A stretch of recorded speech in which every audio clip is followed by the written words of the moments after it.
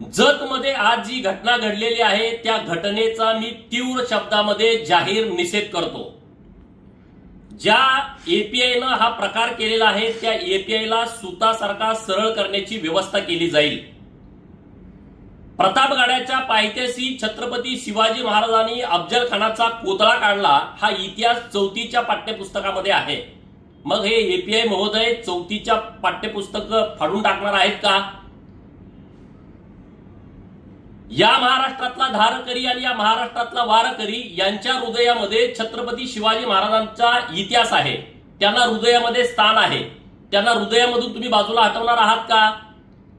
मी तमाम शिवप्रेमींना आवाहन करतो की महाराष्ट्रामध्ये हिंदुत्ववादी सरकार आहे आणि छत्रपती शिवाजी महाराजांचा अपमान केलेला खपवून घेतला जाणार नाही। ज्या एपीआयनं हा उद्योग केलेला आहे त्याच्यावरती निश्चितपणे कारवाई होईल। मी राज्याचे मुख्यमंत्री माननीय देवेंद्र फडणवीस साहेबांच्या कानावरती ही गोष्ट घातलेली आहे। सांगली जिल्ह्याचे एसपी साहेब यांच्याशी सविस्तर बोललेलो आहे आणि त्यामुळं तुम्ही या सगळ्या गोष्टीचा संयम बाळगावा।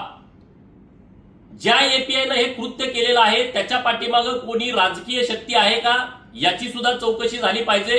कारण 2009 ला ज्या नेते मंडळीच्या डोक्यात जंत होता त्यांनी जी दंगल घडवलेली आहे तसा काही प्रकार जतमध्ये करण्याचा प्रयत्न केला जातोय का याची सुद्धा चौकशीची मागणी मी करतोय।